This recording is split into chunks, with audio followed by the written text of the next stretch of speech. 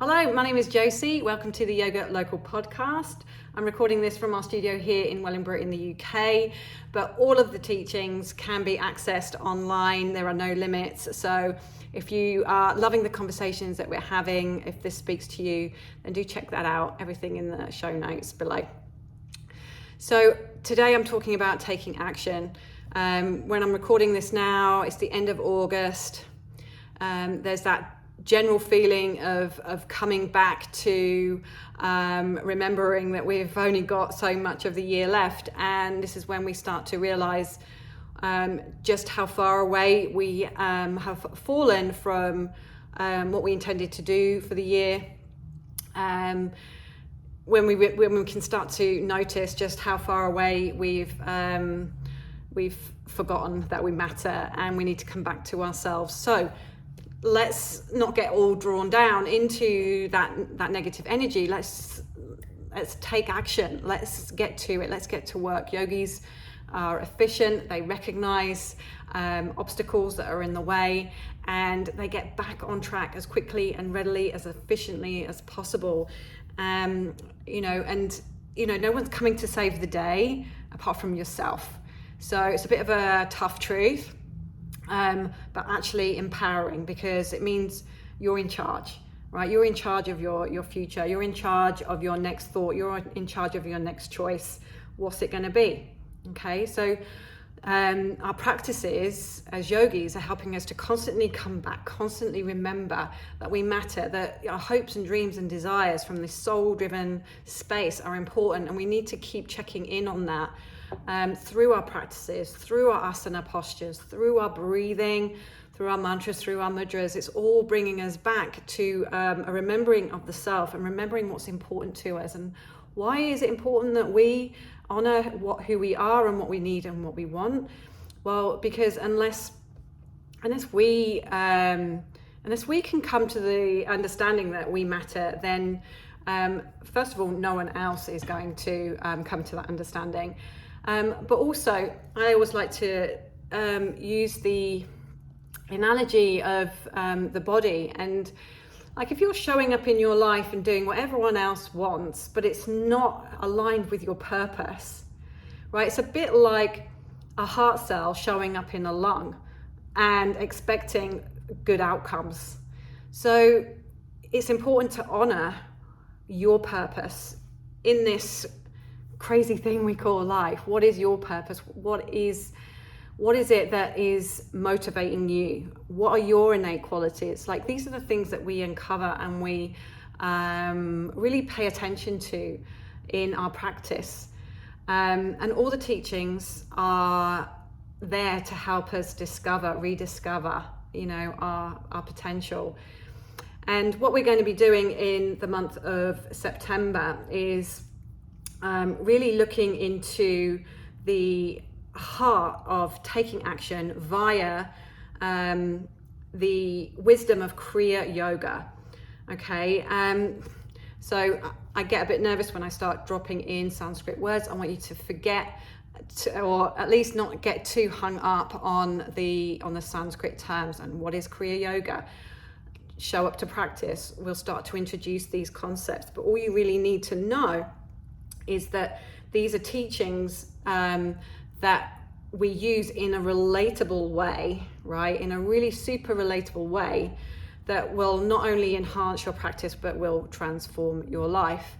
And I just want you to, I want you to kind of appreciate that when we go to a studio, a teacher that can bring these concepts to life, that can make them relatable to your circumstance, to your situation, that's when you're really going to find that capacity to stay committed, to show up, to have that discipline. In the show notes, in the blog post that I've written, I've given an example of a couple of members who may not consider themselves as yogis, right? And oftentimes we see that type of person in our studio rocking up, busy mum, hasn't really got a lot of time for themselves, but knows on some level that, it's not sustainable. And they've been told on some level that yoga might help, but they're just thinking of it initially as something of a fitness regime. And even that, they're not sure that they can commit to. But then when they come into a studio and an environment like this, where we're not just working with postures, we're talking about the deeper teachings that help us to stay committed, that help us to understand ourselves on a whole new level, then the rubber meets the road and we get this kind of traction where we recognize, right, this is what I need to stay committed. These are the practices that are going to help me keep coming back. This applies to me. I'm becoming more resilient. I'm starting to make better choices. I'm becoming more clear in my thinking. Oh yeah, this is going to make me a much better parent, by the way, because suddenly I'm coming from a more grounded, calm, stable state.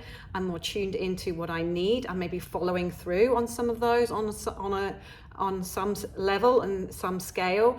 So I'm starting to feel like my life has more purpose, my life has more meaning, and that translates into the family. And that's going to keep you coming back. That's going to keep you coming to your practice on a consistent basis. So it's important that we have an environment where these teachings are brought to you in a relatable way, that meet you where you're at. And so don't get lost in the Sanskrit terms. You'll become familiar with them over time. At some point, you'll find that you want to know more. But can you, for now, just relate to this idea that in order to make any change in your life, to make any transformation in your life, it's never a one and done situation. I don't care how many 21-day challenges you've been on, fit in 5 weeks, all that stuff. On some level, you know that it's going to take longer than that. And in fact, this is a lifetime's pursuit. And it's not something to feel bad about, that we're dedicating some time to ourselves on a daily basis to become all that we can be. That should be an amazing adventure.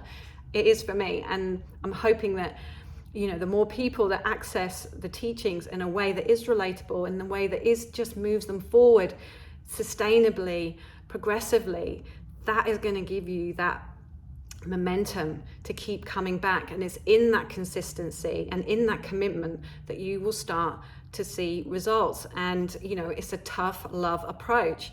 Everybody wants to have that instant gratification, for things to show up, for things to be done and dusted. Please reach into that part of you that knows that that's never going to happen, right? We need to keep committing to ourselves every day, and having a supportive environment, having the teachings, having a sense of accountability, having me as a bit of a kick up the bum to remember that you've got to keep coming back. Don't we need that? We do need that. I know I need that, and that's what we offer here, bringing things into a relatable picture where you're ready and you're willing to grasp the nettle and move forward in your practice and show up for yourself on a daily basis. So this month is all about taking action. We're going to work through incorporating the aspects of Kriya Yoga. First week is going to be about tapas, igniting our inner fire, getting that sense of will and discipline that we need to sustain our practice. It starts to compel us beyond the level of the mind, beyond that lower mind thinking that says you can't do this is not who you are, haven't got time. We start to eliminate that. We ignite the fire from within. Week 2, we move into self-study, Svadhyaya, which is about exploring your inner landscape. So this is encouraging us to face what needs to be faced, explore our inner world, know what our unique tendencies, what makes us tick, what drives us into action, and what moves us away from action. These are important things for us to start to witness and understand, and start to create strategies around. Okay. Week 3 is all about this concept called Ishvara Pranidhana, And again, it's a big word that to get your mouth around, and don't worry about the Sanskrit, don't worry about the terms. Over time, they will become more familiar. What this is just an acceptance or an understanding or a bowing to this idea that we are not in charge of this experience, right? There's a bigger force at play. There's intelligence weaving through all of nature, and that includes us. And it's just recognizing that and kind of going, okay, right, my lower mind, this body can only get me so far, and I need to surrender to something that's more powerful, that's more intelligent, that's more wise. And once I can lean into that, then the scope for expanding your awareness, moving into higher states of awareness is accelerated. And then finally in week 4, I'm going to bring all those practices together and complete a Kriya Yoga practice. So I hope you find that inspiring.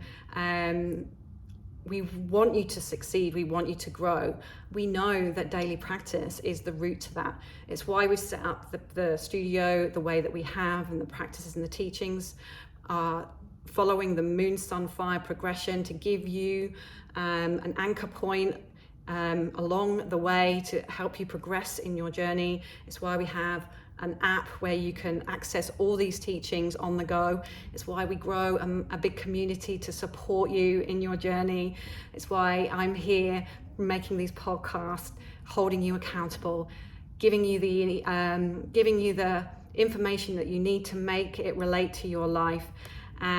It's our purpose, it's our dharma to serve you in this way. So if you are inspired to join us, then there's many ways to do that. I suggest a beginner's course if you've never worked with us before, but we also have preparation classes that are accessible for everyone and help us get our heads around this whole thing called yoga and get us taking action. So I'll leave you with that, and hopefully we'll see you in class or online soon. Bye for now.